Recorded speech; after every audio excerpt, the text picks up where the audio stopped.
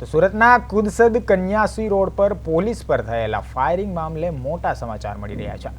Bank લૂંટના ગુનામાં પકડાયેલા આરોપી શુભમ ઠાકોરને જ્યારે પોલીસ હથિયાર રિકવરી માટે લઈ ગઈ હતી ત્યારે તેણે પોલીસ પર જીવલેણ હુમલો કર્યો હતો।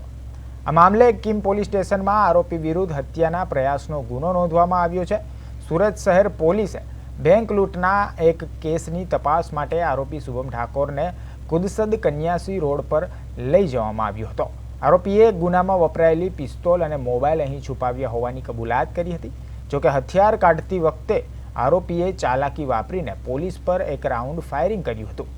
સદનસીબે પોલીસનો આબાદ બચાવ થયો હતો, જે બાદ પોલીસે વળતા પ્રહારમાં સ્વબચાવ માટે આરોપીના પગમાં ગોળી મારી તેને ઝડપી પાડ્યો હતો।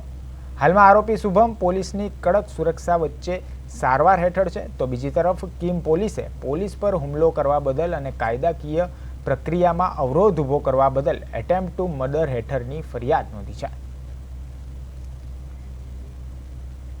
સુરત શહેરના વરાછા પોલીસ સ્ટેશન ખાતે SBI બેંકમાં થોડા સમય પહેલાં એક લૂંટનો બનાવ બનેલો। એ લૂંટ સબબ સુરત ક્રાઇમ બ્રાન્ચ દ્વારા 2 આરોપીઓની ધરપકડ કરવામાં આવેલી અને investigation officer police inspector AR વાળા વરાછા પોલીસ સ્ટેશનનાઓને આ બંને આરોપીઓ હેન્ડઓવર કરવામાં આવેલા।